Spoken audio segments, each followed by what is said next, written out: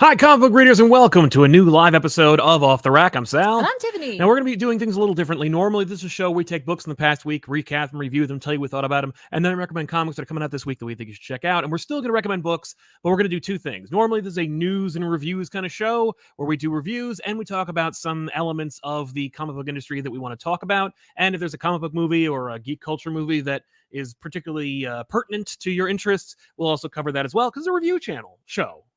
I don't know. Would you call ComicPop Returns a review channel? I did misspeak, but maybe I didn't because I think it might also be considered to be a review channel. That being said, we are still going to recommend comics, but we're going to talk about Indiana Jones and the Dial of Destiny. And I want to talk a little bit about a graphic that came out. We talked about it briefly, but then I tweeted about it. And then I saw a couple other people tweet about it a couple hours later. Talk about being an influencer, I'm going to tell you, right? Zing, boink, fart. But I want to talk about that a little more directly because I don't want to get misconstrued. And I think that, since Twitter is effectively dying and the format of trying to articulate your thoughts in a smaller character limit itself is felonious, maybe we can actually, get some conversations going about this. Sure. And get some real nuance into the discussion. Okay, I love it. Let's nuance the hell out of this. So let's jump into that, and then we'll recommend some books, and then we'll talk about the topic. We're mixing things up a little bit, but okay. I'm pretty excited about. But we're not, because it's news. That's true. That's true. It is. This is the news. And this is the comic section of the conversation. Here's the news. So this graphic here, Night Terrors, was released by DC a while ago. I want to say at least a month, if not 2 months ago. That basically clued readers in about what to expect and, more hopefully for them, what to buy, since they call it a full event checklist. Right. I think this predated any art for Night Terrors outside of the front cover. I think that because I think it predates Free Comic Book Day. Maybe if that's the case, then that was 2 months ago. But I'm not sure. Right. So rather than focus on when it came out, let's talk more specifically about what it means and what it is. Obviously, also a quick addendum to a point I made earlier about Night Terrors. I thought that it was happening concurrently with DC. Apparently, no. Everything at DC that has that has a character name next to Night Terrors, most of them are getting sidelined for Night Terrors. So it's going to be Night Terrors from July to August, and then in September, your regularly scheduled comics are returning. So that was my bad. Oh, okay. I misunderstood the assignment. But so essentially, what a lot of readers were saying, and what I was trying to articulate on Twitter, was that the consensus from the audience's perspective, this is on Reddit and from you guys out there in the YouTube verse, was that this was essentially a kind of like an all clear to skip DC Comics until September. That was the consensus that I saw. I know it wasn't the overall consensus. I'm not saying that it was what everyone's reaction was, right. and quite the contrary on Twitter. There were quite a few people, including comic book industry professionals, who were like, "What the hell's wrong with this? What are you talking about?" Okay. I think it's direct. I think it's earnest. I think it's it's trying to give people a more direct, honest depiction of what to expect. This is the checklist. This is what to expect. You're welcome. But there's a number of ways they kind of botched the rollout for Night Terrors, and this is one of them. Yeah. So I talked a lot. Feel free to weigh in, Tiffany. Well, I mean, I kind of want to know a little more about your opinion on this before I jump into anything. I think it's a mistake. I think this is a terrible way to do it because I think this is a great checklist. I think this belongs in the back of every issue of Night Terrors. Right. I think this should be a card available at comic shops. I think that if comic book retailers got this early, that would have been a really good graphic to have. I think that this could have been used to counter negativity from readers that were saying, like, how do I keep track of this? What even is coming out? This is a graphic that is just for retailers, essentially, or for readers who are already ensconced in Night Terrors. This is not a promotional piece. This is not a thing to get people hyped for Night Terrors. Yeah. Hey, everybody, get excited. You're going to give us $275 over the period of 2 months, right? For me, it rings as a promotional piece, come on, I made a thing. Yeah. Regardless of how exciting this idea is, regardless of how cool the concept, this was the first thing before the art, before the gorgeous Bocciolo images and the character designs and even the premise itself, this was the first thing people saw, was this expectations list. Right. Okay. And it's daunting. No, it is. And especially if you're a casual reader, you're like, I love I just got into DC. Yeah. I just saw Black Adam and I rolled it off the street. And now I'm reading DC. I'm in. I saw Black Adam. No, I saw the Flat. No, wait. I saw what's another great upcoming DC movie? I saw Birds of Prey. No, wait. Well, anyway, I'm aware of Batman, and so I want to read. Oh my God! Look at how many books there are. Right. So I saw this and I was like, whew. It's a lot of words. A lot going on there, right? Yeah. And then, when you look at it further, I'm like, okay, so it's really just here's a bunch of number ones and then here's a bunch of number twos, right? Right. But that takes more time than most people are going to give it to recognize that. And so from like a pure like hype marketing standpoint, I get it. I get why they did this, because they're like, you're saying we don't market our stuff. Okay, so here's what's coming out. So fair. Okay, yeah, fair. I paid an intern to make this. Totally fair. You did that. However, this reads tone deaf to me. Yeah. Because it reads like, hey, everyone. Because here's the thing. We all know, and I'm not gonna like say for blanket across the board for everyone, but I'll do that. No, but I mean, like you hear a lot about like everyone thinks this. Well, I was gonna say inflation is a thing right now. Right. We're rolling into the summer. People want to go places. They want to do things, right? And like, there's only so much money everyone has, and this reads like tone deaf. That they're like, this is the full event checklist, and putting that on there, I totally get what you're doing. And again, for like a retailer like perspective, to be like, okay, what do I need to get if I think people are interested in night terrors, like just so they know, right? But to put that on there, to me, really reads as like trying to guilt your fan base into buying, like, hey, if you want to be up on everything that's going on with night terrors, and you have to get all of these. And that's so tone deaf, because I feel like, and I have no idea, I really don't know about this event, but I feel like this is one of those like, pick up the books that interest you. That is exactly what this is. This is essentially a 6-issue miniseries. And that's really not so bad. Night Terrors First Blood, 1, 2, 3, and 4, and Night Terrors Night's End. Right. Those are the 6 issues that you should need. Yeah. And then like, if you're like curious about what the Night Terror is affecting the Titans or Punchline. Yeah. Which by the way, like, I understand Night Terror is affecting Batman, Green Lantern even. Sure. But there's a lot of like Ravager, Poison Ivy. Yeah, and like, but then again, like that's what I'm saying. Like, it should have maybe presented as like, here are the event books that are coming out. Here's required. Here's some other things that are going to be happening, and like maybe there's a character you're interested in, and maybe you want to check out their Night Terror. Well, and and it's an opportunity for you to like check out a new character or something, like, or your favorite character. Treat it like it's an opportunity as opposed to like assigned reading or like homework. Now, here's my question: how do you demonstrate? Because what you're essentially describing is nuance and subtlety. Because I mean, there is no such thing as like. Well, there is passive advertising, but there's no such thing as like there's also suggestive advertising, but there's no such thing as like, there's subliminal advertising. So okay, there you go. So you could use any one of those number of advertising, but essentially there's no friendly advertising that's like, yay, you know what? You pick it up. You don't want to pick it up. Like a nonchalant advertising. Yeah. How do you sell this? Let's say that like you're in charge, right? And your marketing department has spit this back to you. You're like, listen, we're doing this event. It's 6 issues. Maybe it was originally 4 or 5. And we're going to put First Blood and Night's End because this is Marvel's Alpha and Omega, but we're doing DC, so we're not going to call them that because it works. Okay, regardless of how you feel, regardless of how I feel, because I hate the Alpha and Omega issues. That's what this is, and that's the new normal for events. Is you're going to get an Alpha and Omega issue. In this case, it's First Blood, Night's End. Even though Night's End apparently is supposed to be picked up before 3 and 4. Whatever. Which I hope is the case, although it seems kind of confusing because if I'm getting First Blood and then issues 1 and 2, that makes sense. First Blood, then I'm in Night Terrors 1, 2, 3, 4. Oh wait, no, but it's First Blood 1, 2, Night's End 3, 4. Eat me. Like, are you kidding me? I hope no, it's Night Terrors. Yeah, Night Terrors, Night's End, and then 3 and 4. Well, we don't know if this is an in order sort of thing. It looks like it's actually alphabetical order. I think you're absolutely right. It is.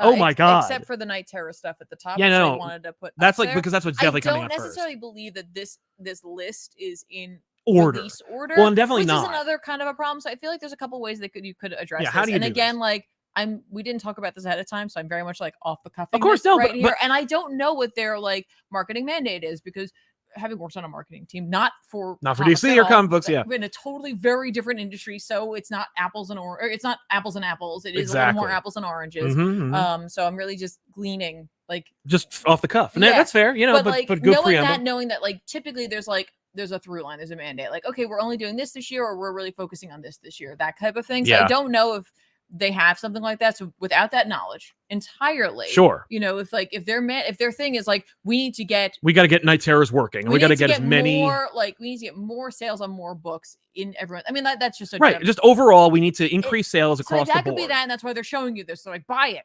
which has seemingly had a very much a reverse effect on it. Yes, But I feel like you could have broken this up a little differently, where you really made the graphic where it just shows you Night Terror's First Blood, Night Terror's 1, 2, 3, 4, and Night's End. Right. And you're like, this is here's the event. Yes. Right. And here's then 6 issues. Instead of like having this huge freaking list. Yeah.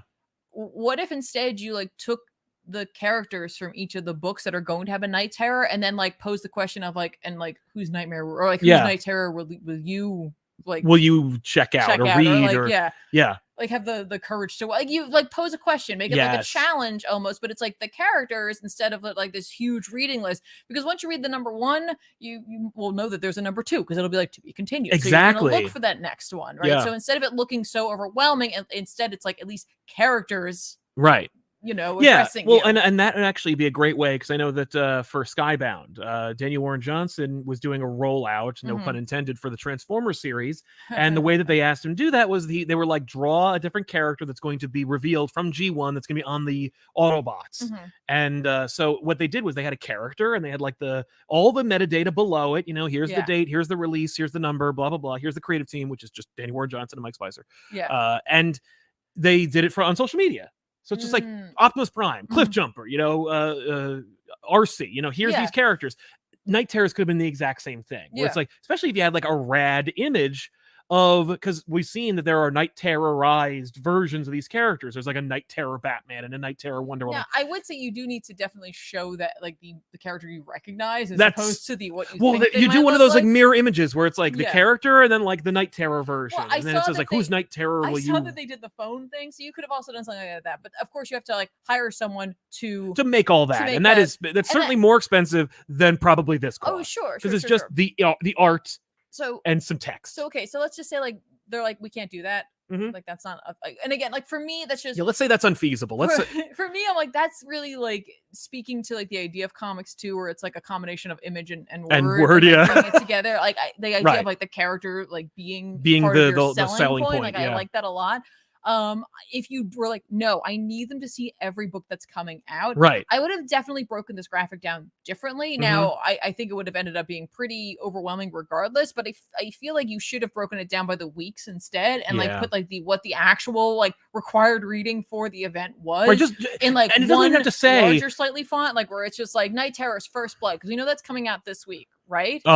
And then I think also Batman's coming out this week. Actually, 4 Night Terrors tie-ins are coming out this week. Okay. That would be Night Terror's First Blood, Night Terror's Batman, Night Terror's the Joker, Night Terror's Poison Ivy, and Night Terror's Ravager. Right, so actually 5 Night Terror's books. Okay, yeah.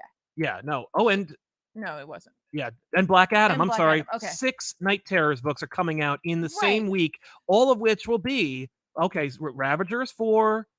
But some of them are between $4 and $5. Okay, but what I'm saying is like, what you do then is be like, you know, like week 1, it's like Night Terror's First Blood. That's like bigger, and then underneath it are like what's coming out, who's also experiencing a Night Terror, and like you can pick from that. Yeah. And so instead, like you see, like, okay, if I want to follow Night Terrors, I know I need to read this, and do I care about these? Ooh, Batman. Okay, I'm definitely grabbing Batman. Right, and like Black Adam, I want to see that. Right, or like I've Ravager. been reading Poison Ivy, so maybe I will grab that. Exactly. Then it's a choice, and I have a feeling the marketing department doesn't want to make you feel like you have that choice. Absolutely not. But instead, it just makes it feel like I just don't want anything to do with this, because I'm it's easier. There's no way. There's no way. Like I was overwhelmed when I was reading all the X-Men books, and I was like, holy crap! And they did not give you a graphic that told you how many effing X-Men books are coming out. Think about 10 of Swords and the reaction people had to that, people as like pissed. all those books were coming out for that.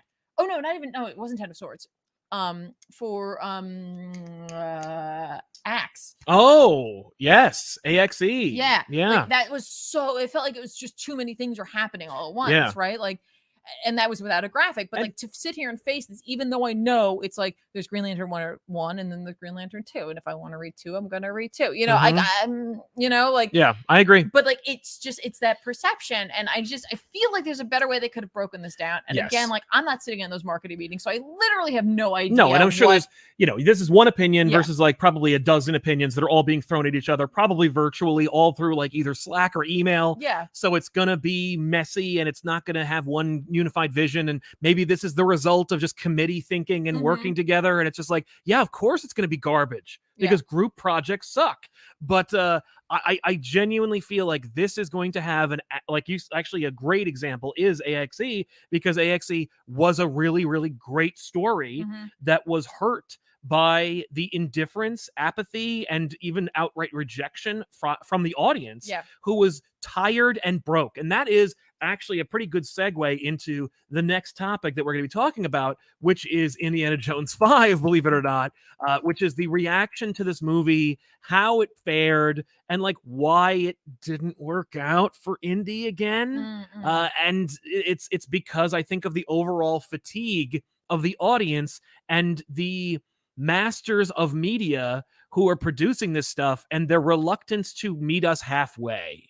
Because like as much as people want to talk about like Indy 5 and why it didn't work, the main reason that it didn't work is not because of a narrative problem. It's because of a marketing and a audience problem. It is a problem of Hollywood's refusal to accept that people are worse off and broke, or at the very least mentally broke. Like I don't have enough time currency or excitement currency. Like, you know, it's almost like, you know, people's enthusiasm is a currency, and if you burn out your audience, you know, they're gonna have to leave the casino. They're gonna run out of chips.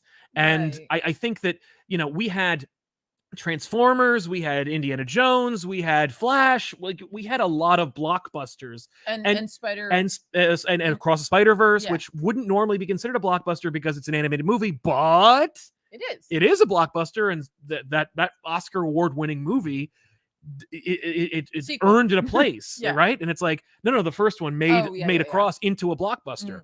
And I'm just thinking like, it's just, and the thing is, and it's not like there's too many blockbusters, because I know there's gonna be some smart aleck in the comments, and I don't want to dictate a show based on one idiot in the comments who's like, boo, here's a summer schedule that had a lot of blockbusters, because in fact, normally the summer season is where the blockbusters go. Sure. So what's different? And you know, not to get, and I'm not trying to get political or sociological, but I think, you know, they are connected. These things is that people are broker than they have been, and more importantly, I think it's really more the side of the exhaustion, the media exhaustion of the audience, because whereas summers used to be where you went for your blockbusters, like the movies used to be where you went for your blockbusters in the summer, your blockbusters are going directly to your house. Your blockbusters are in the form of like a 18-hour movie called a TV show. Your blockbusters are in the form of a AAA title video game that you can play for 37 hours. Your blockbusters are ever expanding and ever shortening the distance and barrier to entry. So now you have like a plethora of options. I remember hearing somebody, maybe it was on Reddit or something, but there was a discussion about Indy 5, and somebody said, you know, like, I'm 60 and I couldn't wait to see this movie. And my wife said, let's just watch it on TV when it comes back to streaming. Like, like why even go? You know, when I know, you know, you've conditioned me to expect this thing, even especially if the movie fails, because it'll be here even sooner. Oh yeah. Which just, you know, shortens its lifespan even well more. And also it teaches Hollywood the wrong lesson, because it says to Hollywood like, oh, these movies shouldn't even be made. So it's like, yay, I could see, you know, if Indy 5 failed, which of course it did, it means that Hollywood has learned, don't make indie movies anymore, which of course, like Dew's 85 or whatever, you're not going to be able to make any more. Yeah, no, that's over anyway. It's over. And this wasn't gonna make or break the next, like, you know, series of Indiana Jones movies. No, unless they decide to make one about his goddaughter. But you know, whatever. Which I sincerely, I mean, I can imagine Kathleen Kennedy be like, "Yeah, you kidding me? Hell yeah, we're gonna make that movie." It's like, yeah, good luck getting funding for that. But I don't know. I just there's two major arguments for this movie failure. One of them is the burnout of the audience. For me, just my opinion. I want to hear yours as well. Sure. And the other one is, well, it's media fatigue essentially. Yeah. And the other one is how effing much this movie cost. Sure. It's just Right. It's just like this baffling, like Night Terror's refusal to read the room. Because I don't know about you, but any superhero blockbuster pre-Endgame cost maximum $250 million.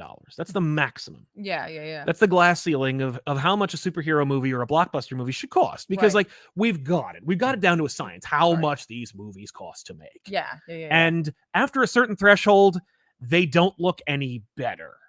And in fact, in some of them with a more modest budget, they even look a little better with less money because the filmmaker has less to rely on when it comes to special effects budgets and handicaps. Yes. So, that's the glass ceiling.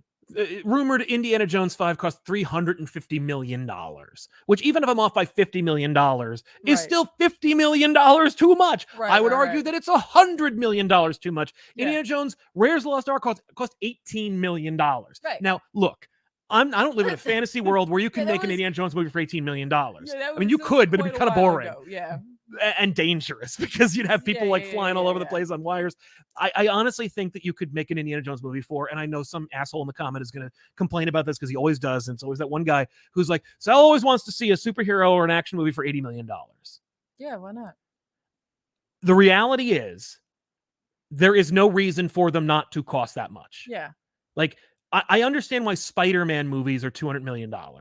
Right? Because he's fully CG at this point. He's always going to swing. He's always going to stick. He's always going to be in the city. There's never going to be a point where it's going to be Spider-Man whipping off his mask and talking to J. Jonah Jameson for 25 minutes. Right. We're not going to get that kind of movie. Right. Even though that's what Spider-Man comics are and that's why people like them. But because they, you get 2 double-page splashes and that's all you need, right? You just need one spectacular Spider-Man sequence and then the rest of it is drama and you make your money. Yeah.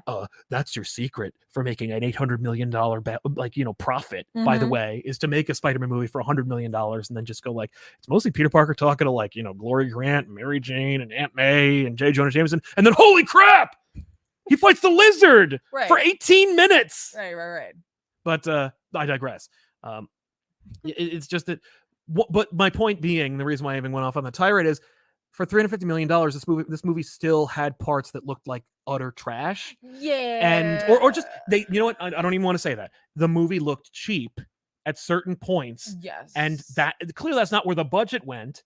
And I'm not saying the movie was cheap. I'm not even going to be. I haven't even talked about how we like the movie, but which maybe we will. But I just wanted to say, at a certain point, the movie stops. It doesn't affect the overall look of the movie. And every scene that was shot in a place looked great, which definitely didn't cost hundreds of millions of dollars. No, it's true. It did not cost you $100 million to shoot in Sicily. You know what I mean? Yeah. Or Tangier. It just doesn't cost as much to shoot against a tree. Right. Than to go into the circle room and use the Unreal Engine and make a whole goddamn place. Which I don't know if they even did. I'm sure they did in Secret Invasion, but which is a show we should probably be talking about on the show. Sure, and we could even mention that too. I was just looking at it, I was like, Dredd cost $45 million. Right? And look, Dredd, I could have scaled Dredd back. I could have saved you $20 million. Yeah. And all it would have took is less CG. And honestly, the only way to improve Dredd is to make it directed by Paul Verhoeven.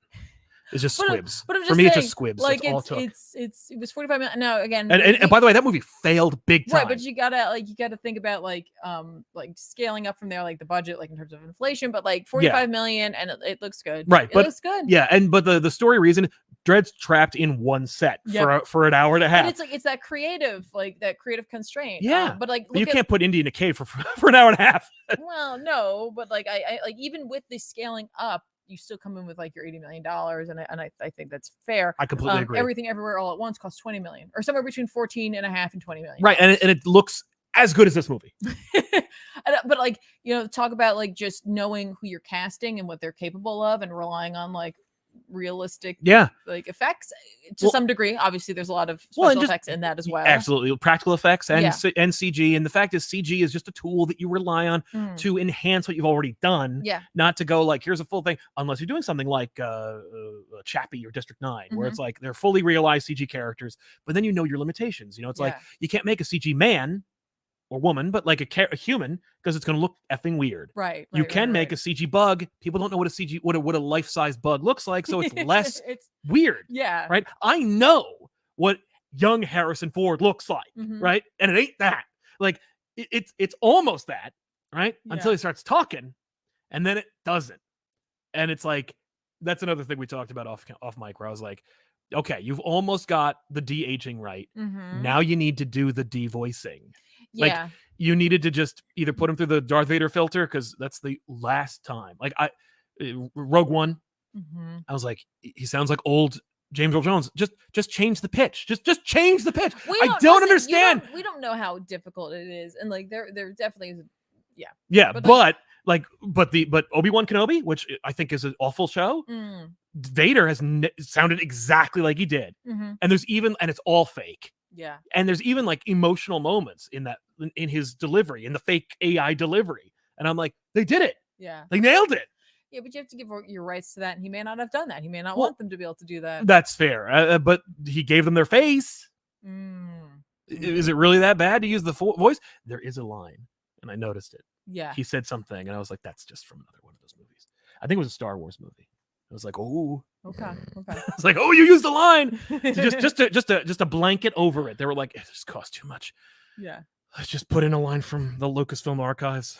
And in terms of like getting back to like the please. Why did this movie not work out? Why did it not work out? I agree. Media fatigue is intense. Sometimes it like feels like when navigating the field of media, it's like, okay, so because we live in New Jersey, we have access to things called a boardwalk, which is like, imagine going to a carnival or state fair or something like that. Right? It never closes. Right, but never closes. And, you know, there's like a certain area of the boardwalk where it's just like nothing but games, and all they want you to do is come and spend your money there. And you just have people constantly shouting at you to come over there. And like they target you by like talking specifically about you, like, hey, over there, you and your boyfriend. Lady in the hat. Yeah. Like, and they know, and you know, but you're signing a social contract. If I go over there, I'm going to have to. People are going to yell at me. I got to go do that, right? But you're walking down that, and 9 times out of 10, the best way to handle it is to just ignore it. Yeah, and I think white that's noise. what tends to happen a lot of times with movies and shows as they're coming out, because like it's not just movies. Like Hollywood blockbuster movies are up against streaming shows, your phone, like TikTok, right? YouTube, like garbage made by your neighbors. Yeah, like, literally, people would rather like it's only the cost of your time, and like it's a smaller cost which to what you, they want. even though it's not. If you look at the amount of time you're spending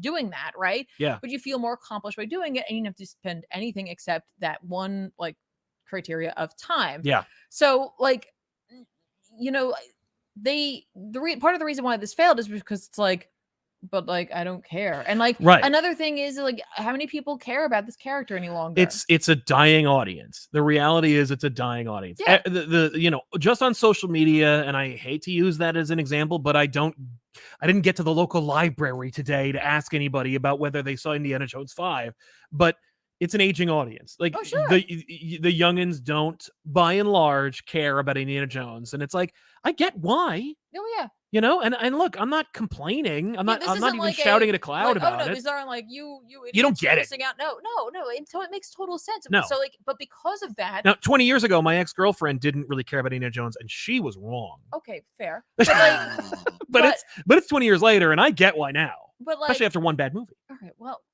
but what I'm saying is that as like producers in Hollywood and people who are paying to make these movies should be doing market research and going like, okay, the fact is, let's make this movie, but we know that there's probably not going to be a huge audience for it. It's not gonna so justify why would you set it up to fail by giving it such a huge budget? Like you set it up to do that. You knew based on projections overall for the types of movies people are going to see and how people are taking in those movies. You went like, nah, it's fine. No, trust me. They're going to show up. They're going to show up. Right. It's like, well, you know what that is? I mean, I honestly, and that is like a perfect example of the theory out there that there's like 75% of decisions made in Hollywood are because of ego.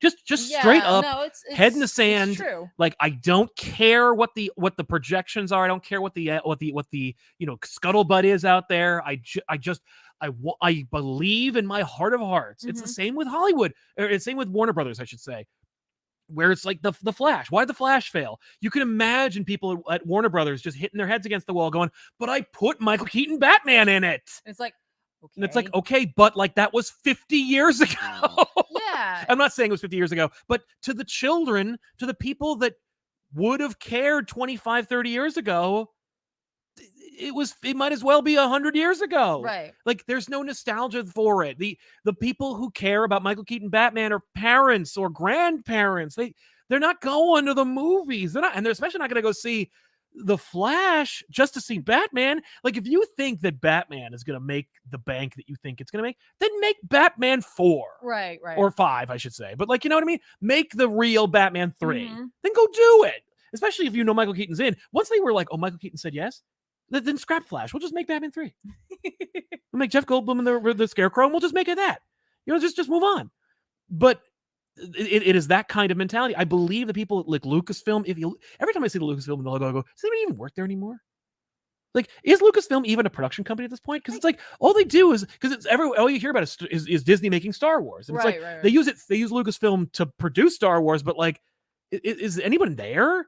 Or is it just the people they work with on the Disney lot? Like, Right. I don't understand how that works. And that's just my blind spot. But like, I'm just saying, it's not like there's like some secret bastion of integrity over at Lucasfilm that's like, we should make Monkey Island. Like, Right. but I mean, Indiana Jones is one of those things where it's like, it was never as big as Star Wars. It was never the big franchise or tentpole. It was a beloved franchise, but it wasn't a franchise that made bank. It made bank when you were spending $18 million. It didn't make bank when you were spending $600 million.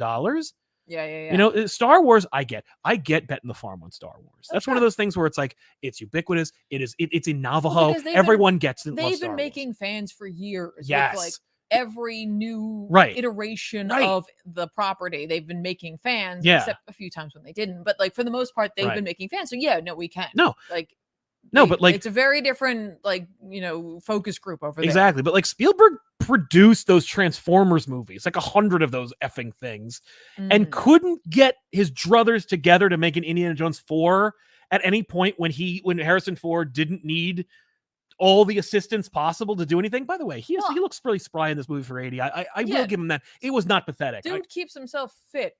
Clearly. Yeah, it was brought up in Mr. Sunday, where like in Indiana Jones 4, where he's climbing all the boxes. Like, he's climbing them boxes. He's looking good. Like, I gotta tell you, I've seen older action stars like just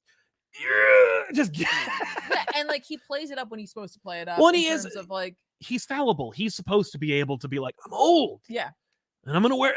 I didn't bring the hat and whip with me. Someone else brought it for me. Yeah, and it's my only change of clothes. I'm gonna dress like Indiana Jones. Right. It's not pathetic. But yeah. Additionally, in terms of, I think, reasons why this movie struggled, it's got a couple other things going against it. One, for fans of Indy who are like die in the wool, like love Indy, just as a franchise and everything. Spielberg's not attached to it, and there's certainly a certain desire to see Spielberg continue on with something that was his, even if he was like, I need to get away from that. Right. It's not for me. It's not like Spielberg's working on some huge project that's like, taking up his time. But I understand, like, listen, if he didn't want to do it for it, that's fair. Good. Get him away from it. Right. But for people who are like, it's not the same, admittedly, it feels similar, but it doesn't feel the same. Yeah, but it ain't. It's not the same. And that can be okay.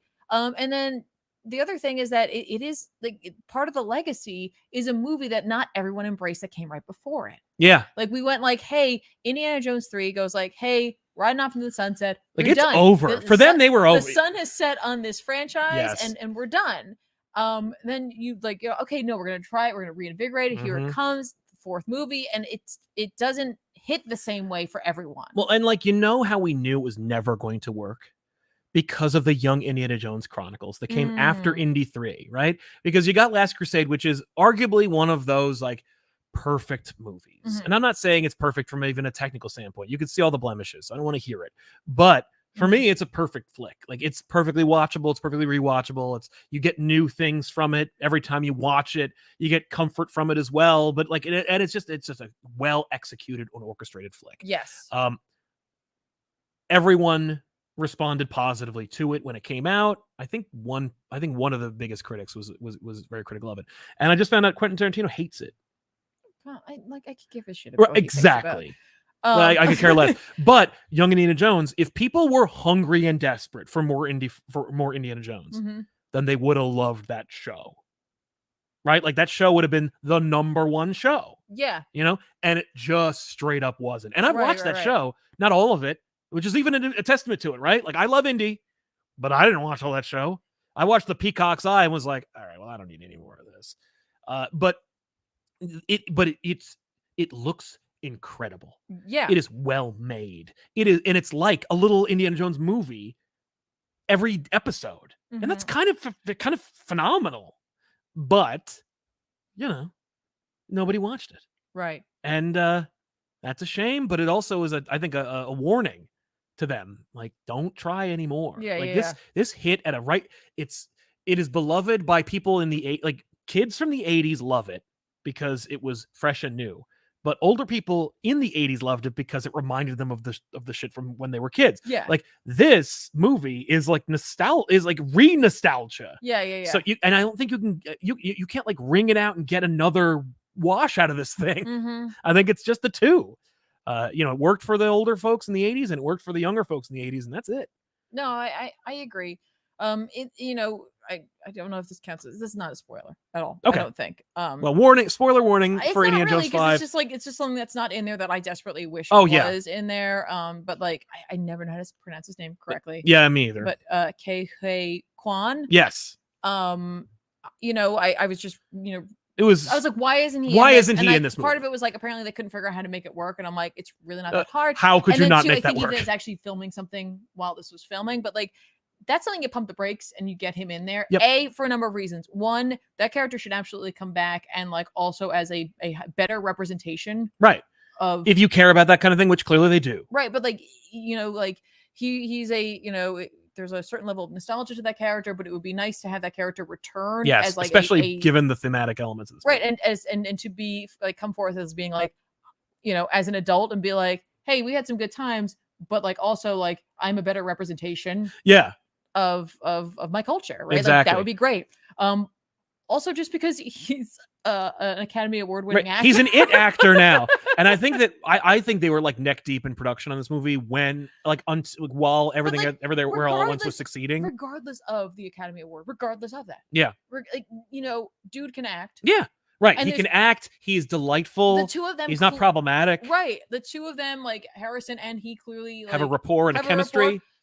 Like, there's just no reason not to bring that character back and to bring that heart back, because a character that was never touched on again, and we've left many a character behind in the lore of Indiana Jones for sure. But there's just no reason. I always say, and I had a coworker we were talking about for the other day, and how he was like, it's really not that bad. And like, I get folk like Shia LaBeouf, folk don't like Shia LaBeouf, but for me, I'm always like, it should have just been you should never have been in this. It should have been short round. Like, it should have been that it's not that he had a real son, right? But that like he had a biological son. But he had that he had a biological son, but that like he basically had an adopted son. Yeah, exactly. Like, it should have just been that. And when I told him that, he was like, "Oh, yeah, oh yeah, dang." Yeah, no, I don't know what Hollywood's obsession is with being like, you have a secret biological son, and that's what's more important.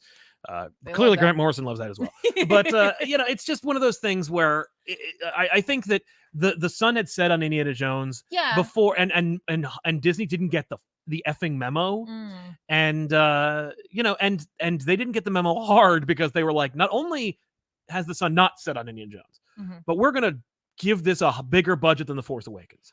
And it's like, what is wrong with you? No, that was 100% like, like they should not have done that. And I'm sure they wanted to feel like, like, hey, we believe in this, but it feels like there was no belief in it. It doesn't feel like there was a lot of heart. And I think that came across a lot for me in terms of marketing for this movie.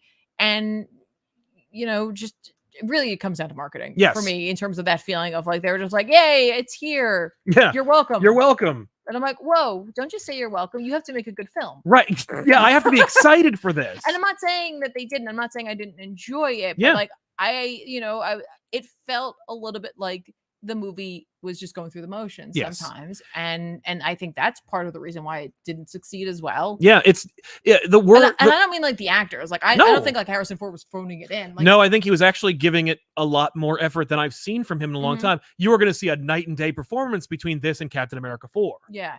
Like it's going to be like literally he was quoted on set talking to Anthony Mackie. Apparently Anthony Mackie was very intimidated by working with Harrison Ford. They were having the scene. Ford was like acting the shit into his face. Yeah. And it caused Mackie to flub his lines. And this could be hearsay, so I'm going to say with a little asterisk, this may not even have happened. But according to the report that I saw, I think it was from Deadline, Anthony Mackie kept flubbing his lines. And Ford took him aside and he just said, "This movie's a piece of shit. Who cares?" And like he knows when he's like cashing a check and when he's like doing something. Indiana Jones means a lot to him. Yeah. You know, Star Wars and like, you know, whatever else, he couldn't care less. You know, I think he has more reverence for Working Girl than he does for Star Wars. Sure. Yeah. No, he has a lot of passion for it. And so like when I say that it felt like the movie was going through the most, I mean the actual movie itself is just like, I'm doing this. Let's take a break. Like, here we go. Like, and there were some moments I was like, yes, this feels like Indiana Jones. And I have no problem with the movie growing and characters growing. So it's not like it's because it's new and it's not something I know. It felt more like a studio at times, like patting me on the head. And I'm like, no, I'm not here to clap my hands.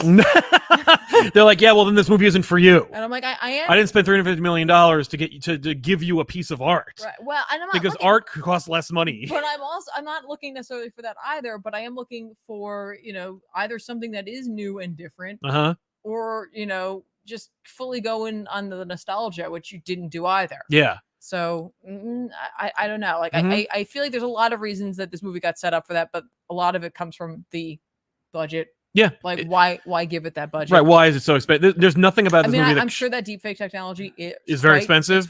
Although you see that. YouTubers making it look better anyway. Sure. I honestly like, there was, I thought it was going to be very more, I thought there was going to be a plot reason that was going to be so expensive. And it didn't happen. So I guess I could talk about it, but it is a spoiler. Or at least a spoiler for the ending. And it's not really like what happened. It's more like, here's what didn't happen at the end of Indiana Jones 5. Because the Dial of Destiny is obviously, it plays with time.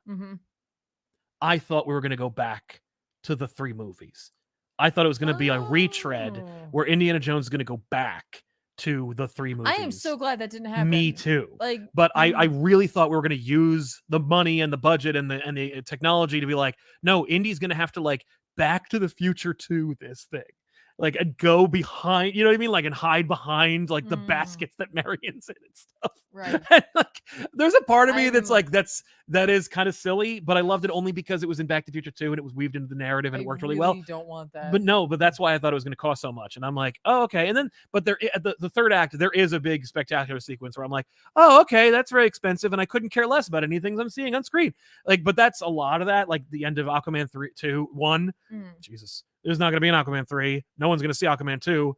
There's only been one Aquaman movie. Yeah. At the end of Aquaman 1, where like there's that whole big Lord of the Rings fight, and I'm like, I don't want to see any of this. And it's like, but it cost $20 million, you know? And I'm like, I couldn't care less. You could have said there was a war happening, played ADR of a war happening outside, and then just shown Orm and Arthur fight, and it would have been just as nice. Yeah. But anyway, so, you know, but overall, just really quick opinions about this movie. I thought it's the 4th best Indiana Jones movie. I agree. I think I need to see it again to truly say that, but I agree with that. And having seen Crystal Skull recently, I can say that Crystal Skull isn't as terrible as I felt when I watched it, and that is entirely 100% entirely because of Spielberg's direction. That's funny because they're like, for me, like a lot of my opinions changed when we recently saw it, where I was just like, I appreciated the Spielberg like stuff. shots. Like, exactly. There's just like some really great like shots. Yeah, and it just looks sequences, good. and I'm like, ooh, that's him. Yeah, that's him. Right? That is unmistakable Spielberg. But then there's other moments where he doesn't care. No. And then, where like the guys get roasted, and I'm like, that looks so crappy. It looks like crayons. Like, or the gopher. It's like the gopher I'm less upset about than I was, or groundhogs, or where the hell they are. No, I was prairie dogs. Those like I was more angry about. I was, you know, they're like things that happen, and there's like their performances in that movie that I was actually more like ugh. Yes. Than I No, was the first Kate time I saw Blanchett. it. You got to work to make Kate Blanchett look like crap. And that is not her best showing. no, it is not. Like, that is not in the reel. Does not go in there. That is not. Yeah. As Natasha, but and Shia, I actually didn't hate him like I did when I first saw it. I still could. He's not good, but like Act 3, the end of Act 2, the movie falls apart. Yeah. In terms of my interest, like watching, which it really shouldn't, because as we've talked about, like in Indiana Jones, it's like it's grounded in reality until you hit Act 3. Yes. And that's when and everyone throughout Act 1 and 2 is telling you that it's magic. Yes. But there's nothing that proves it. And then in Act 3, they're like, oh, they were right the whole time. Damn it. Right. And I love that. Like, that is something I like about that character. And it is very tropey, where they're just like, like, I don't believe in it until, here it is again. Crap. Yeah. And it's more like he's just lying to himself about it at this point. But I mean, you have to think about all the other artifacts he's come across that aren't. Yeah, exactly. Like, the Cross of Coronado didn't do shit. Yeah, so 96% of the time. Yeah, it's not going to be magic. and the rest of it, which is why it's like, no, 1% of the time it's crazy magic. And you know what? Like, I guess I could have just been wrong or remembered it wrong. Yeah. But the scenes where Indy and Mutt, terrible name. It still is, and it always will be. Yeah. But now we don't have to worry about it anymore. Yep. But like, are great. And if 2/3 of the movie was that, if we got the whole movie of Indy and Mutt, and Indy doesn't know he's his son, doing Indiana Jones stuff, where like Mutt is the side character. Yeah. Like Short Round. But if it was the two of them, because I think that the problem is I don't like Shia LaBeouf as an actor, but I do think their chemistry was good. Like, I think they actually did have. They had it. Yeah, I've seen movies where like they're both good actors, like Valerian, City of a Thousand Planets, where I'm like, those are two good actors who cannot be next to each other. Right. But like, Sky Captain of the World's Tomorrow. I've never seen it. Oh my god, we gotta watch it. I have it on Blu-ray. That though. I keep forgetting that. But Jude Law and Gwyneth Paltrow, they have no chemistry. Well, it's awful. Okay. But they're both good. Right. Jude more than Gwyneth. But that being said, but I like their chemistry. I was like, this is actually okay. I guess. And then like once they hit the jungle set, which is clearly a set. No, once the machine shows up, once George Lucas gets involved, it's like, oh man, is that a big? I thought they got attacked by an AT-AT, and it's like, that's not. No, we're not going to do that, man. But it's fast and it's got these things. But the thing is, I can't even make fun of George because like sometimes that's Steve's problem. Yeah. Sometimes Steve's like, and now we're making a monster movie, but it's going to look like fucking balls because I don't know how to like navigate CG. I know how to shoot a scene that's lit by the sun, but I don't know how to shoot a scene where it's against a green wall and I just trust the FX people to do it. Yeah. It's like, well, in that case, just tap on James Cameron's shoulder and have him do it. Because for whatever reason, that guy knows how to shoot something that isn't there. Excuse me, then it's going to be in the water.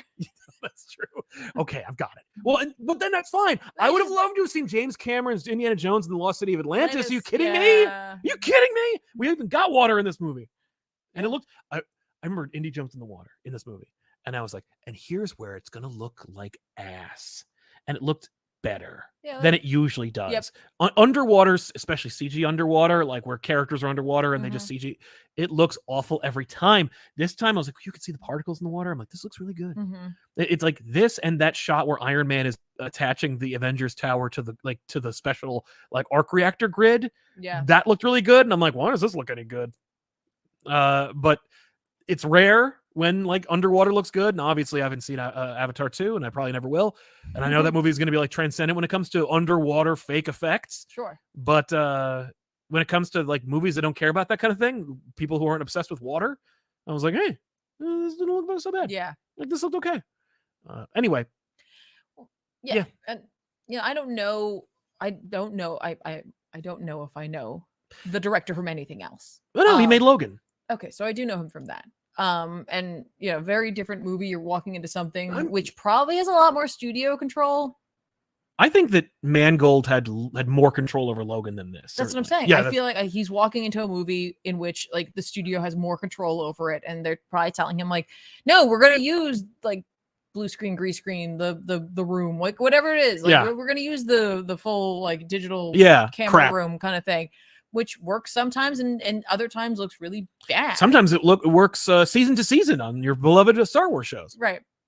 But if you're a director who doesn't necessarily used to working with that, that's true. You're going to have a problem. It's a little harder to do that. And like, you might be like, well, let's play with this. Let's do this. Let's make this big and bombastic, right? Because maybe he's being told like, this is the last one. So make it look good. Make it look good. Make it hit hard. Well, like the scenes where they're on the boat when they're inside. Yeah. Look great. Yeah, because it's a building they're in. Yeah, it looks good. I'm like, yeah, looks good. And not that like, we're not curmudgeons who are like shoot it practically every time. No, I love CG when I find out later on it was. Yeah, when I'm like, you tricked me. That's my favorite CG. Like even if I know something's big and ridiculous and like over the top and it couldn't possibly exist, you're able to fake my brain into going like, wait, yeah, like that's.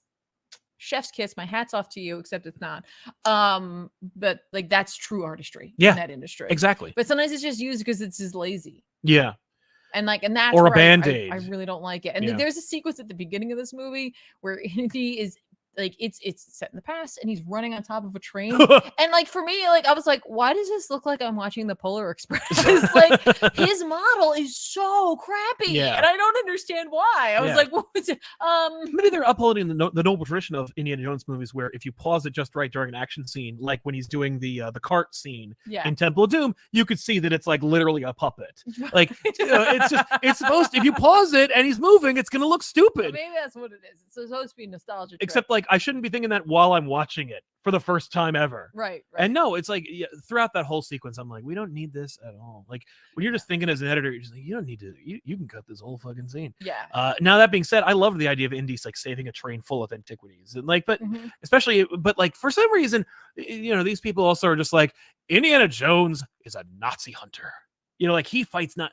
In The Last Crusade, Nazis, I hate these guys. I sometimes bump into them and they are an obstacle in the way of the thing I'm trying to do. Like normally I'd never get involved with the government. In this case, for whatever reason, there's like a dictator who's dictating to these people, get the things that Indiana Jones is chasing after. Like I would never normally go bump into these guys.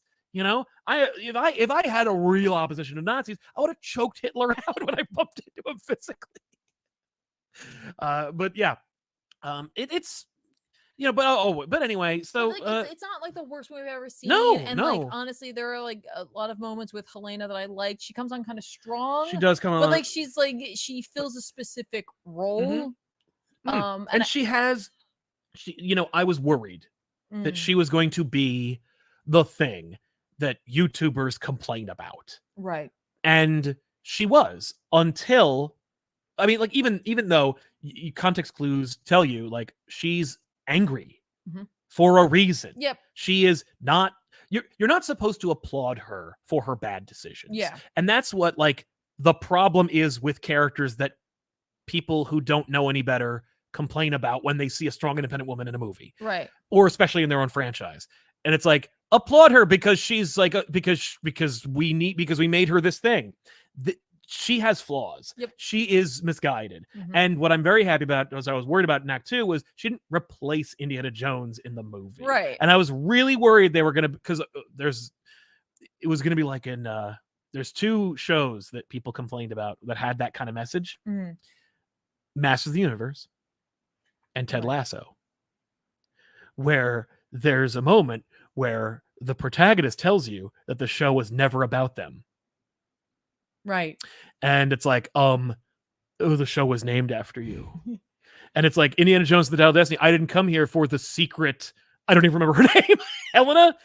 The secret Helena, whatever her last name is, and the Dial of Destiny. Like I didn't watch this movie for a backdoor pilot. Yeah. And it could be. You could do that. Sure. And I guarantee you that was the conversation. Yeah. But it was still an Indiana Jones movie. And her character only informed Indy's character as well. So no, it's not that kind of movie. Right. It's not the movie people are complaining about. Right. And thankfully, because Indiana Jones is a failure, and because for the most part people don't really care about this character, I'm not seeing nearly as much complaint about it as I did for like Star Wars or anything else. Sure. But yeah, I am so sick to death of things that I am of being tricked into watching a show or a movie and then being told by the producers, the show or movie isn't the thing you're watching. It's actually the secret thing that I wanted to make in the first place. Cool. Right. Cool. And again, maybe that's another reason too that like folks didn't run out to see this. They felt like they had seen a movie in which like someone was supposed to kind of replace Indiana Jones. They already did that like, with an Indiana Jones movie. We did that, and now you're trying to do it again, but it's a woman instead. It's like, all right, again, that kind of falls on the marketing department. Oops. Yeah, that's true. We Although made I you didn't think that, but that's not really what we're doing. get that. I didn't really get that in this movie. I was worried that it was going to be a thing. I did a little bit just from like, I mean, I only saw like 1 or 2 trailers. Commercials and trailers, see a whole lot about like the movie. And so like you just had to go off of what you were seeing. That's and true. I was like, well, okay. Yeah. No, overall, I was just like, yeah, I wish that Spielberg had directed this one. I do too. I think he would have enjoyed it more so. And I think some of the like real, like physically in a set spaces, like they looked good, better. But it you know, like Steve uses a different like DOP, so like it's like it's just the lighting would have been better, and it was just the scene where the kids are erasing the Russians in the opening of Kid Crystal Skull. I'm like, none of these characters are the main character. Nothing happens to these characters. I don't give a shit. Yeah. But it's just an endlessly watchable sequence. And it's just because this dude knows how to friggin' make a movie. Right. And he knows how to hire the people who know how to make it look extra good too. Well, and I've seen him do it. He's just like, put a light here, and then like shoot. Yeah. Boom. Okay, we're done. Get out. Moving on. And it's like, oh, I love that level of competency, especially with art. Mm-hmm. That kind of like almost Henry Ford factory art. Yeah, you can imagine like just between the two of them. Like, I would love to see Spielberg and Quentin Tarantino try to direct next to each other. Yeah, where QT is just like, okay, so here's what I'm thinking, and like Spielberg's like, we should be done by now, right? Yeah, okay, well, while you're talking to that actor, I'm going to be finishing the movie. Yeah, well done. We're good. We're done. Moving on. Because what was it? There's a Matt Damon scene. Have you seen the Matt Damon conversation where he talks about being in Saving Private Ryan? No. And he's like, they do this line. Yeah. And Spielberg was like, he's like, okay, we're good. Like we did two takes, almost like 2 takes for Akes. But Damon came up to Spielberg and he's like, hey, like, because he's like, I'm Matt Damon. I got an Oscar for writing. Like, I know what I'm doing. Mm-hmm. And he's like, hey, like, don't you feel like we could have gotten, like, we should spend more time on this? And Spielberg's like, yeah, we could do like 3, 4 more, 5 more, 50 more takes and maybe get a better performance. Or I could be already setting up the next shot and know I'd get a great shot out of this. Right. And it's like, can't argue with that. Right. But also, like, it's like you're thinking of it like an actor and I'm thinking of it like a director. Mm-hmm. And sometimes you need an actor to, like, kind of throw their weight around and get like good performance. Right. But also, like, didn't I hire you to be a good actor? Like, I only hire good actors. And it's like, unless you hire Shia LaBeouf. But I, at least as far as he's concerned, like, I hire people like based on what I know they can give me. Mm-hmm. You gave me what I need for this. I'm Steven Spielberg. I know how to make a movie. Right. That said, I think Mangold did a nice job. No, he did some new things. Like he did some new takes on old classics. Like at one point they fly somewhere and there's no transition. I'm like, what is happening? Yes. And then they do it. Yep. And I was like, I don't know why you didn't do it before, but you did it then. But when they do it, it's different. Yeah. And I was like, this is nice looking. Yeah. No, it was good. And like you said, he did a nice job. He didn't feel like he was a discount Spielberg. No. It was just, it wasn't like they got Abrams. Right. And it wasn't like it was so different that it doesn't fit in. It fits in, but doesn't feel like they're trying to just approximate Steven. They're like letting him do his own version to some degree. Yeah. Like not being like, oh, you've got to make sure you have the camera here and you got to set up shots like this. Like, no, let him do his own thing. And it still feels like it fits in. Yeah. Everybody did a nice job. John Williams doing the music for it. I was really like, what? You were the one. I didn't even know he was working on it. Yeah. But let's jump into some super chats and then we'll recommend some comics that are coming out this week that we think you should check out. Absolutely. Jaybird Blue, ComicPop Woo. Thank you very much, Jaybird. We haven't seen the new Indy yet, but I'm betting its box office was lower than expected because Harrison Ford isn't that big a draw anymore. Not to mention the people who already decided it was bad. Love y'all. Love you too, man. I think people are just going by word of mouth, and I don't know if Harrison Ford isn't a big draw anymore. I feel like he isn't. That's it. Yeah. 6-second comic facts. Fun little question here. Which comic character would you invite to your 4th of July cookout? Mine would be Jubilee for the unlimited fireworks. Ooh, good question. Probably Iceman. That's a good one too. Right? Yeah, keeps things cool. Ray Farr, ComicPop Woo. How you guys have a happy 4th of July. Also, I'd love to see Sal explain the quagmire that is the Hobgoblin saga to Ben and Ethan one day. One day you may see that. Nice. Did you have a character from the X-Men? I'm still piecing. Was it from the X-Men specifically? Oh yeah, no, it could be any comic book character. Comic book character. I'm like, okay, wait a minute. Right? So it could be like Lady Death or Spawn or something. Oh, Alfred. Yeah, GM Crasher. Well, because like he's not gonna be able to help himself. He's definitely gonna help out. That's true. Yeah. You will have someone who stay behind and clean up. Yeah. GM Crasher, I can finally do another super chat. Thank you very much, man. I wanted to know what writer artist team would you pitch for a new Gen 13 book? Thanks for the awesome content. That's all you, sir. Thank you, GM Crasher. I mean, me, I'd love to write a Gen 13. Are you kidding me? I have a pitch already. It's because they're in the DC universe. I have a great idea for them. Okay. But, you know, I mean, I would, you know, I saw J. Scott Campbell's art for like a kind of, that's done. I want J. Scott Campbell to do covers, but that's it. I don't know. I have a horrible pitch. Yeah. They're already working on something together. They've been working on things together. How about Mark Waid and Jamal Campbell? I mean, that would be a great looking book. Or Mark Waid and freaking the guy I like the most whose name is just gone. Dan Mora? Yeah. Dan Mora draw the hell out of a Gen 13. Yeah, okay. So Dan Mora on Gen 13. Oh, I guess they're not working on something. Who am I thinking of? Who's Campbell they're working together on Superman, Batman, World's Finest. No, who's Campbell working with? Oh, he's working with Josh Williamson on Thank Superman. You.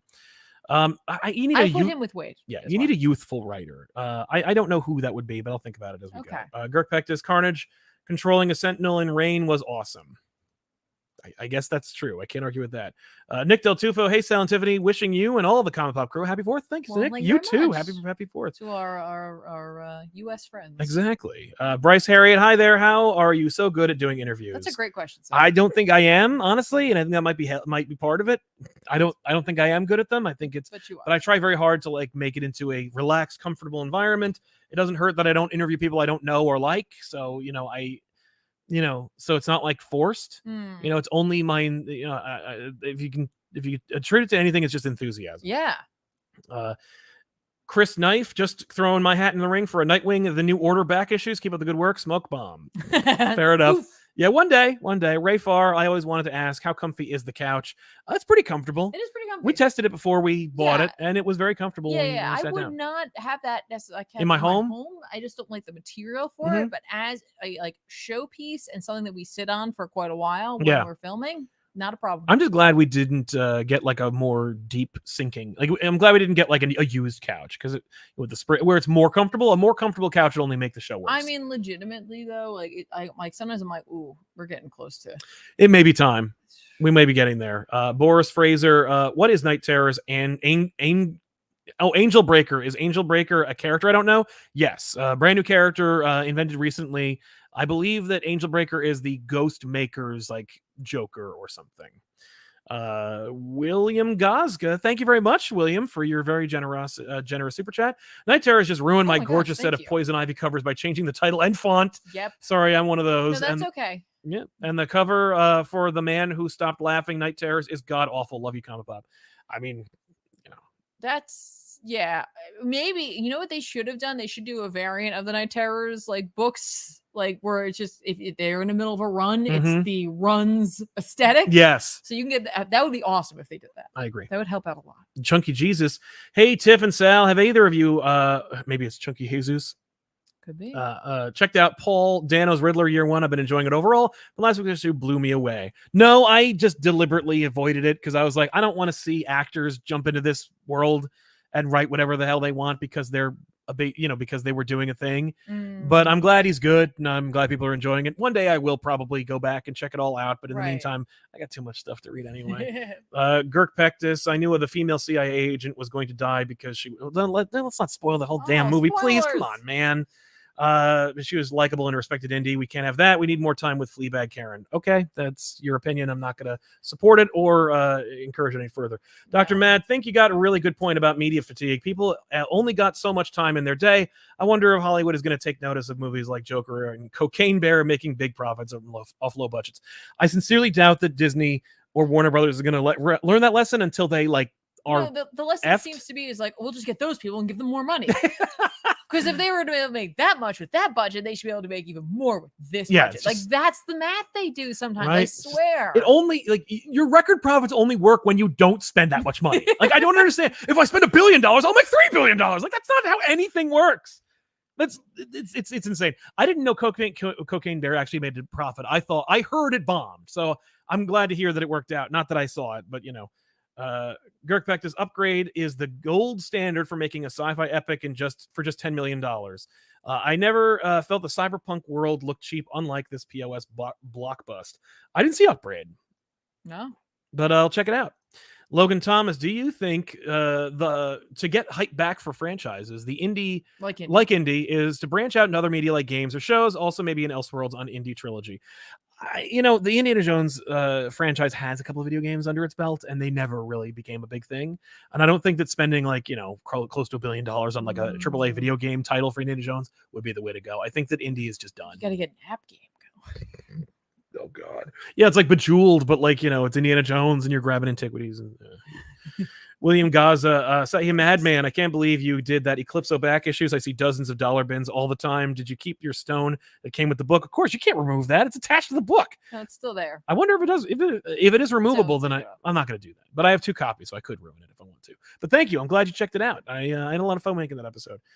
Peas, you can feel the lack of creative integrity in that movie. I don't think so. I think that there's a limit, but I don't think it's in some places. It just feels a little lazy sometimes, and it's an overall movie thing and not a specific thing. Yeah. I haven't quite put my finger on it. Right. Pectus Returns, do you think it would have helped if they remaster the classic Indy Atlantis game to build up a hype? Lots of people are nostalgic for that game. I guess they are. I don't know anyone who is, but I do also appreciate that like we said about the video game thing, I think that I don't think a video game tie-in ever helps the movie. No, and people would just be like, that's just like Uncharted. Right. Exactly. I mean, look at the Captain America video game that was just an Arkham clone. That was a neat game. We played it. We liked it when it came out. We didn't get anybody to care about Captain America. Yeah. Not that the Captain America wasn't a franchise that worked out. Right. Wooly Nix, hey Sal, what budget would you have given this film? I mean, based on what the story was, if you just kept the script as it was, I think $150 million, $200 million is fine. I think $200 million is where you I'd say start at 100, and go, what can, give it to the producer, right? Right. Whoever the producer is. And if I were in charge of that kind of thing, I'd pick a producer that I know could do that kind of thing. And I don't know what producer that would be, but I'd pick a producer that knows that kind of thing. I'd have to do a lot of research, but somebody who likes filming on location, somebody who likes scouting for stuff like that, somebody who knows storyboard. I'd also would have storyboarded the hell out of this movie ahead of time, big time. And been what action set pieces are we going to do? Because Last Crusade, every 5 minutes is another amazing, spectacular action sequence. Raiders, there's a lot of downtime, which I think still works, and I think you get away with it. But I'd have to be on the story consultant team and be how are we going to make the story feel like something and be about this, that, and the other thing. Things that are really essential to Indiana Jones probably wouldn't have happened off camera. Right. Especially when it doesn't cost that much to make that happen. But yeah, I would have started with probably 80 million and been what can we get out 80 million? All right, 100 million. Okay. Start with 100 million and see what we can get. And then they'd go we have to cut this, and then maybe the third act would have to change. And we're can you still do that? But it doesn't have to, we don't have to show as much, or we could use models or practical effects. And it's yeah, we could probably do that. And then just start from there. But I think start at 100 because that's a realistic expectation. Right. But it's also less than Thor 5 because we're not making Thor 5. We're making the next sequel. The last sequel was almost 20 years ago. We don't even know if the audience is alive anymore. So let's be reasonable about it. Yeah, it is very fair. Ray Farr and mediocrity and aging fans are the 2 reasons why this flopped, in my opinion. What 70s, 80s franchise are you shocked still is being milked? Minus Ghostbusters. I want Ghostbusters. I think Ghostbusters is a franchise that I don't think that Ghostbusters is an evergreen property that could easily be, again, Ghostbusters is too effing expensive. There's no reason for Ghostbusters to be that expensive. The only expense is in the practical effects, is to make the ghosts look really good. And even then, they looked better in 84. They really do. I know what a CG blob looks like. All right. You've done it a million times. But, Ghostbusters is a comedy. It's an action adventure comedy. It's cheap. It's funny. It should be funny, number one, and should be tight.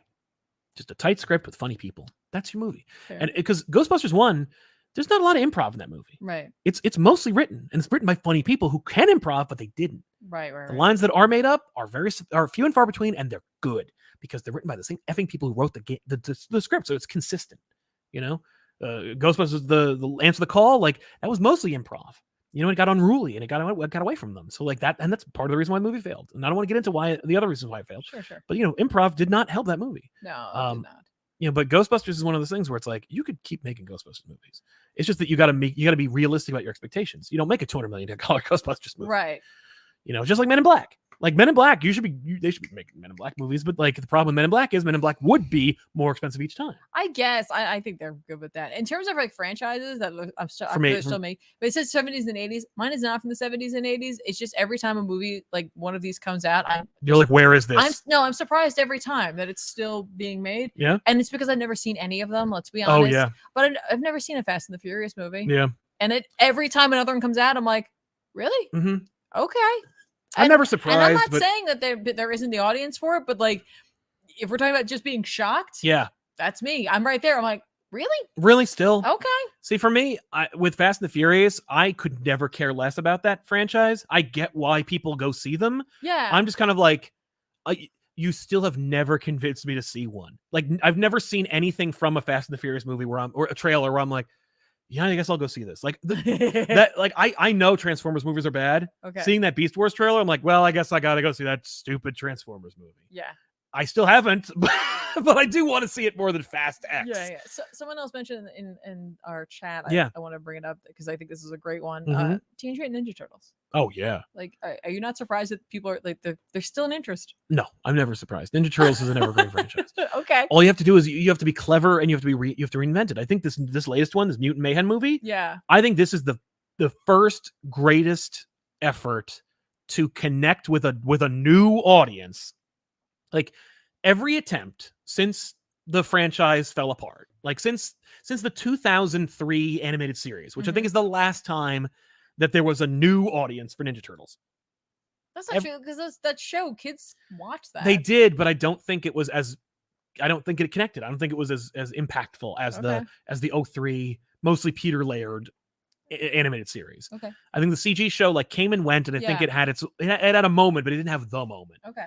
I think that like they've been trying to figure out, like they've been trying to do the calculus on it, and it's like just make it relevant to the people who are watching it now. You know, but the idea of like feeling like an outcast, of like making them all have individual personalities that are, you know, like Sex and the City. Oh, each one has or the Golden Girls. This is each archetype. You know, like the Ninja Turtles.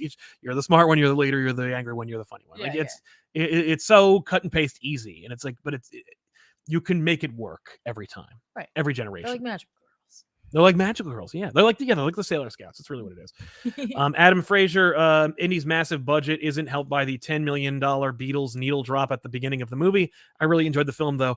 I couldn't believe that was for me. I was like, oh my God, this is the first time I've heard a real Beatles song in a movie, maybe in my life. Like it must be so expensive, but it's so rare. And I was like, I liked it because I was like, it is 1969. Like, if you're don't do CCR again. You know what I mean? Like, I was like, you can afford it, do it. I didn't even remember it happened.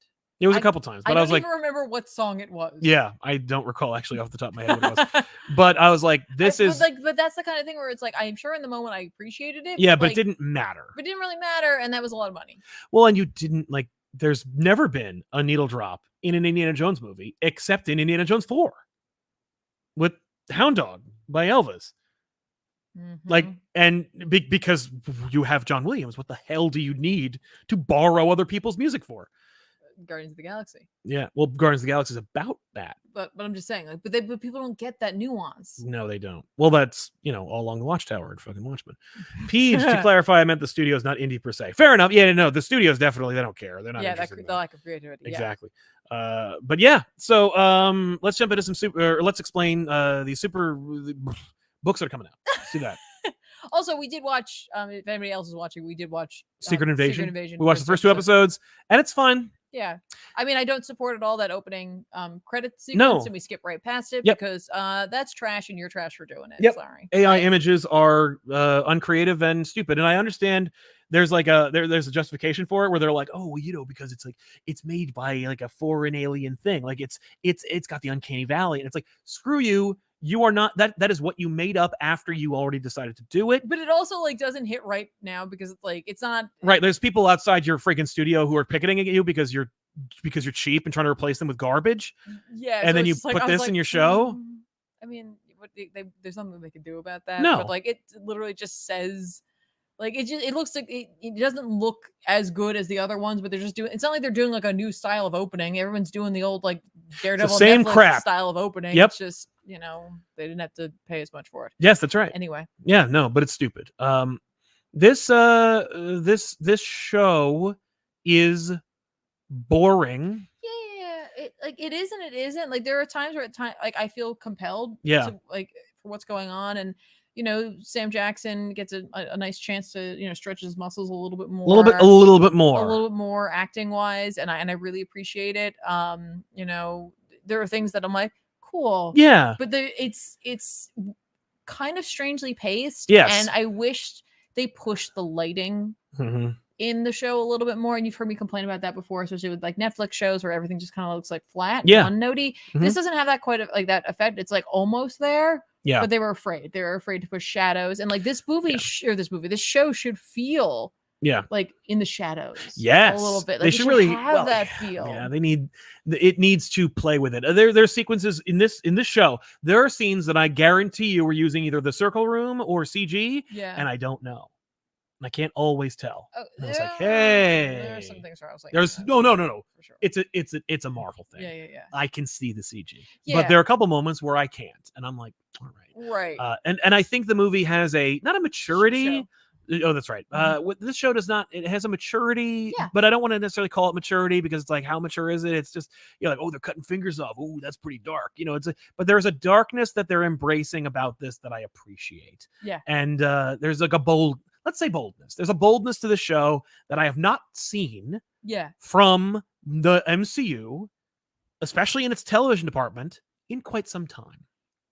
And I like it. And I'm glad that they are embracing it. Yeah. No, like, and again, like it's not like I'm not enjoying it. You know, yeah. Like I said, there's parts of it that really do interest me, and parts of it that I'm just like, I guess we just need to kind of see where this is going. Yeah. Obviously, that's pretty much any show. But it's just, you know, it's a shorter show. Yeah, 6 episodes, 6 to 8. I do like a slow burn, but I'm like, not this slow. But like I need you, like if you don't have a lot of time, like get to it. I don't want you to rush an ending. No, that's really what I'm worried about. And so like if they don't, great. Right, but awesome. like that my fears were my fears were unwarranted. But streaming shows, like the new format seems to be spin your wheels / extend your narrative for 4 episodes, and then just shove 4 more episodes worth of content into 2. And that's not what I'm looking for. Yeah. I think everyone's doing a good job. I don't. I wish this was the end of. I wish this was the plot for Defenders. Ooh. Like, you know what I mean? Yeah. It also, because that's what it feels like. It reminds me of the Netflix shows a little bit, which is a good thing. Yep. I've mentioned this, but because we're only 2 episodes into it, you know, at times it's like this is very much like Skrull Invasion, like it feels like that, but then it's also like Secret War. Yeah, but I want Secret War would be a great show / movie, right, but it would like don't use all your stuff for that. I know. Like, just make this invasion. Like every once in a while, I get like a little like, oh, don't like do save that. Save that. Yeah. I think it's a good show. For Marvel Studios, it's a good show. Yeah. For regular streaming services, I think it's a fine show, and I think that it's doing a good job. And I think because each episode I think is an hour. It's like it's 56 minutes I think per episode, and it's like that's a long time, and not a lot is going on per episode. Like, and I feel like there should be a lot more. Like there's a lot of nuanced stuff that's going on. I have no problem with that. But then there's some times where I feel like we're not. Again, we're gonna see where this goes. I just feel like maybe like a few more layers of this onion need to be peeled back. Well, like the Rhodey Fury scene. Yes. They'd never do that in the movies. No. And I think that's great. I'm like, you're doing it. Like, Yep. yeah, more of Yep, this, yep. more acting and more like nuance. Like Rhodey is a superhero. Mhm. In the movies, he does the right thing. But in this, it's like he is not a bastard. He's just he's playing the game. He's doing the thing, and it's like Yeah. that's so good, and I really like it. But there's Skrulls in this. Let's put some let's play with this a little bit more. Let's have some fun with this. This I know it costs money, and I know you've got like people on retainer and on contract. Like, go for broke. Yeah. I know you're building up to Super Skrull, and I know you're going to use like you're going to do the next best thing instead of bringing back Guy Pearce as Ultra Killian, but he's a Skrull instead, or instead of bringing back Ironmonger. You know what I mean? Like, he didn't die, but he really did, and it's just a Skrull. Or he died and he was a Skrull back there. Like, you know what I mean? Like, that's why he had such a heel turn. Like, no, the guy who was in charge of the 10 Rings, the guy who was in Obadiah Stane, they were Skrulls. You're like, go for it. Like, well, because they have to get the sign off from the people who played them that they'll. I agree, but like, of course they would. Ka-ching, nobody. It wasn't like Jeff Bridges was Obadiah Stane because he was like, I really like the character and I like the nuance of this guy. What's into his head? What was that? What would possess a man to build an Iron Man suit like that? Like, no one's thinking that. They're doing it for the shekels. Do it. Yeah. You know what I mean? But go for it. But instead, they're like, no, we'll just give one nameless actor a whole bunch of their powers and call him Super Skrull. That sucks. And not that I'm looking for a Fantastic Four reference. I know they're not doing it. And for the life of me, I don't know why the hell they're wasting their time spinning their wheels not doing that. Yeah. You're like, we should be seeing Baxter Buildings and at least like Future Foundation letterhead. And like, we come on. And how dare you show a sequence of newscasters, and J. Jonah Jameson is not one of them at this point. Well, I think it has more to do with. I know with Sony, legal. But like, what are you doing? Like, part of the reason why we are excited about that is because we can do it. I want to see these characters reading Daily Bugles. I know. Anyway, I know. But like that, none of that gets in the way. But like in Falcon Winter Soldier, Spider-Man should have swung across the sky when Winter Soldier's looking up at the sky. He's looking up there. He's really looking at Spider-Man, and you should have had that scene. And it wouldn't have cost any money to have him. You have a PNG of him doing that already. Like, just put it in there. Okay, a PNG is. I know, but I'm just saying, like, no, I'm saying literally just have a PNG, just go whoop, and then that's horrible. I know. You would be mad about it. I would be very mad, but like, just you have a sequence of Spider-Man swinging from a distance. Just put it in there. I'm not saying that like every Marvel property sucks because it doesn't have Spider-Man in it. I'm not that forest for the trees kind of person. Okay. But I am saying that, like, I'm so sick of this, like, will they, won't they? What can we not? I know. And like dancing, the dancing around things. Because Spider-Man is my white whale. I'm just saying, like, Fantastic Four, same deal. You own all this crap. Put it in the damn thing. Like, put it in there. Be excited about it. You had the audacity to put a Captain America shield in Iron Man 2. Put it all in there. It's not like you're afraid of it. Do it. Put Daredevil in the damn thing if you're going to be that, but like, I'm just saying, I know. And none of that is detracting from the show. It's all window dressing. I do want to say that a lot of the actors are great in the show. They are. They've been good performances. Yeah, I'm not wild about the guy who plays the main bad guy, but like, but he's he's not great, but he's not bad. Like him, so he's just like, there, him. but he's just there, Just, okay, you got Sigourney Weaver to be in Defenders. You could be anybody. Be this guy that's clearly going to die at the end of the show. Like, clearly setting up Amelia Clark to go take over for him. Like, you know what I mean? Like, clearly she's going to be the Vernacki character. Like, well, she's going to change. She's going to choose a new name. Yeah, of course. But like, get a fun character actor. Get Paul Giamatti to play him for somebody fun. He's just, I am actor man. I'm in a show or something. You've never seen me before unless you're a connoisseur. Maybe he was on an Apple Plus show. I don't know, but like, it's just like, there's stuff where like the dude who played Shooter McGavin is like, I'm like, yes, oh right, that's fun. Not that like they need to all be character actors, but like, yes, this is as high drama as the MCU is going to get, and I get that. But like, have fun, please. You own it. What's the point of owning all the toys if you don't play with them? Well, and while you have your things that you're very passionate about, I know it's not for everyone else. And for me, like for this show, I really hope in the last episode it makes room for Abigail Brand to show up. Yeah, maybe they can change the name of that thing from Saber to Sword. Since no. But yeah. Anyway, but yeah, it's just Yeah, she could be like, I'm not gonna rattle my saber. yeah. Yeah, Bran needs to be in this. I think they cast her. I think they did cast her. Yeah, they did. Anyway, I don't know who it is. yeah, That's but probably for the best. I just want to be surprised. no, because yeah. Like, Anyway, it's a good show. Like, it's good. Yeah. And I think I'm definitely gonna watch more of it. But like, and I'm not. It's not. It ain't Moon Knight. We're like episodes where I'm just like, that was not a show for us. We were not fans. it was not a show for. But I'm just listen, like, if you I'm liked just it, looking at my phone. that's your thing. Yeah, but this is good. I'm like, yeah, this is fun. It's dark. It's. I'm like, oh, it's pretty dark. Absolutely. I don't know if there was any others. I think there were 2. Oh, yeah. Ali Al Ziadi. I was saying, I'm doing it. Thank you. Extraction 2 is a great looking movie and cost $65 million. There you go. I mean, Chris Hemsworth probably cost $45 million. Sure. But yes, Saray Farr, say it. Tiff and Sal, Disney using AI is insulting.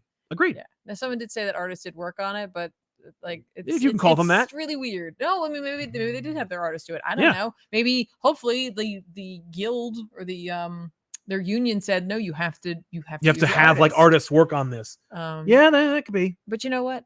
I'm going to skip it anyway. Now is the time of the show where we're going to recommend some books that are coming out for you this week. Yay! Daredevil 13, got to pick that up. It's great. Fantastic series. Adventures of Superman. Jonathan Kent, he's dealing with injustice. I read the last one. I don't think I read it or reviewed it last time, but like, it's good. You know, it's good enough. And look, I'm going to read the Night Terrors books. I'm complaining about it. Yeah, well, no. But I'm going to read Night Terror's Batman. I'm going to read Night Terror's First Blood. And we'll see. Like, the reality is I need to look at the creative teams. Yeah, that's another thing. You know, I got to look at that before I can really is make it the people who have been working on the books? I sincerely doubt it. Oh, we don't know. Steelworks number 2 is coming out. I probably won't read this anymore. We'll see. I'm going to give it one more shot. I didn't not like the last one. I just wasn't like, it didn't grab me the way I wanted it to. I was just like, oh, okay. Like, this looks fun. Okay. So I will read the second issue, and then we'll see if I continue to read this series. Got anything else?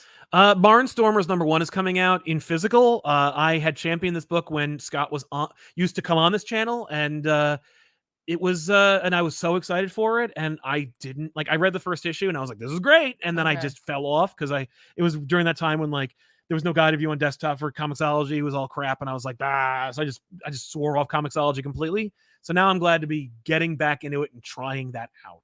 Is this a book that's collecting? It's collecting free comic book day titles, and they're going to charge you for it? Hey, what a great idea. Marvel Zero number 1. Buy things that you probably have for free. A deluxe edition collecting Marvel's Gold 2023 free comic book day titles? Yeah. That's what that is. I'm going to charge you. Oh, no. Where is it? How much is it? $7. I mean, maybe there's something more in there. Eat me. I don't know. Watch out for that one, though. Don't necessarily grab that. Yeah, don't grab that. Things that I'll be grabbing this week. X-Men number 24 is coming out, so definitely going to read that along with Doctor Strange number 5. X-Men Before the Fall Sinister, definitely going to be checking that out. If you checked out last week's Before the Fall, you got a lot of information about Apocalypse and the backstory between he and Genesis. Yes. So if you were wondering about that relationship, what they've been up to, why he doesn't seem to be like with her right now. Yeah. That's the issue where Ewing's going to tell you all about it. Oh. The Sinister 4 number 1 that'll be coming out this week is by Kieran Gillen. So, well, there you go. Yeah, he's really. I didn't even hear about that book. This? Yeah, Sinister 4. Well, yeah, because it's Before the Fall, Sinister 4. I know. I'm just saying I never heard of it. Well, because they were talking about all 4 of the Sinisters, all 4 of the suits. Yeah, that's cool. So, like, I'm down for that. Please write more. Thank you very much. I appreciate you. Gargoyles number 7 also will be coming out, so I'm gonna try to. What about Phantom Road? Did I miss that? Oh yeah, Phantom Road number 5. Yeah. Heck yeah, grabbing that. Reading the heck out of that one. What would like that more? Thank you very much. Yeah, Gargoyles. We have the Dynamite sent us the PDF, so we can actually read that if you want. Ooh, wow! I feel very fancy right now with that. Thank you very much. I appreciate that. I'd like to like that too. Yeah, and I don't know if it came out this past week or if it's coming out soon, but I had an opportunity. Full transparency.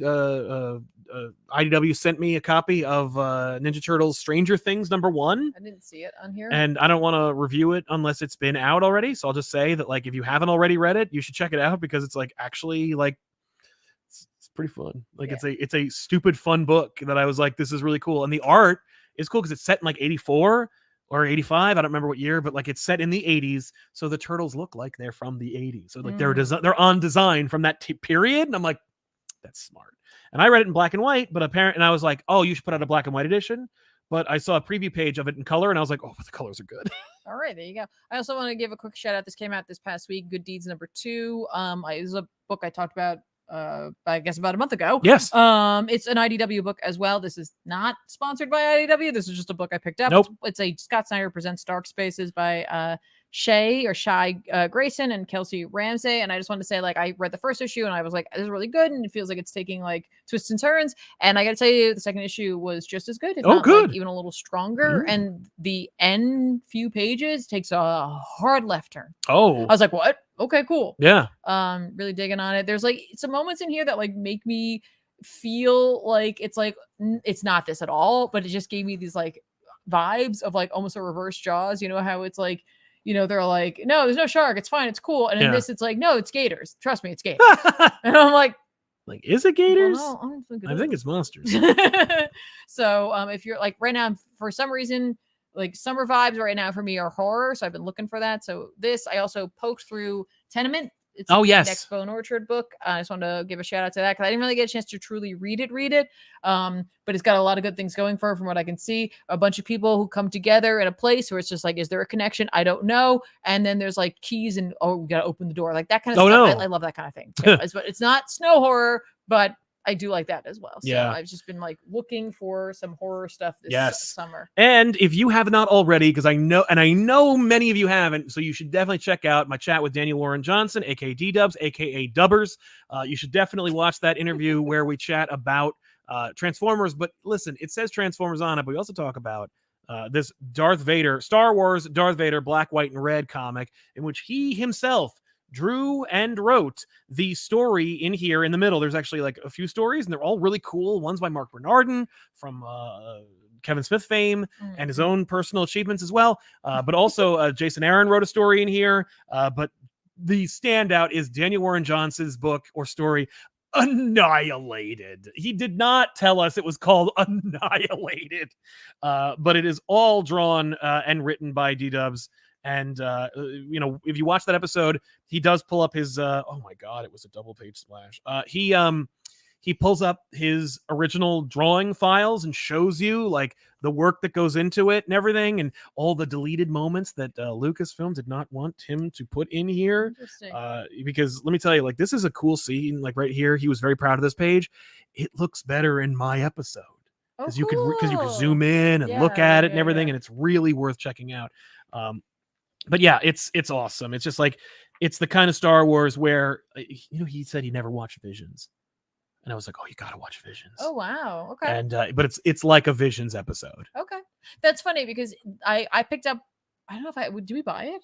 This? No, the other one that I was looking through because there was the like, Peach Momoko one? Yeah, I think it's like no, issue 2 of this. Peach Momoko writes and draws it. And it's, again, because it's whatever they want to tell the story of. And like, it feels the same only because it's a single mind coming up with a story, but they're two totally different takes on it. Right. And I love Dan Warren Johnson's art, and I like the story he was telling in this. Yeah. But like hers was like right up my alley. Yes, absolutely. No, there's something for everybody in all these books. Yeah, but that one was issue, I think, 2. That's issue 2, so go check that out as well. But definitely pick this up and watch the episode where we talk about it because it's a really fun one. Good stuff. Quick shout out to Green Arrow 3. If you love Green Arrow and the Green Arrow family, there's a retcon in there that you're going to freaking be like, oh, you gave a story reason why there's something like this happening.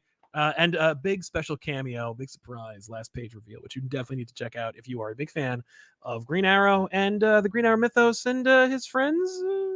Green Arrow and all his friends. And 90s comics. You may love it. I know I did. But anyway, we want to thank you so much for indulging this episode where we talk about a lot of different things, most of which was not comics, but we will be back to talk about comics again on this show here on Off the Rack and ComicPop Returns. Make sure to like the video, subscribe to the channel. We'll see you guys next time with a new episode. I'm Sal. And I'm Tiffany. So everybody, bye-bye. Bye.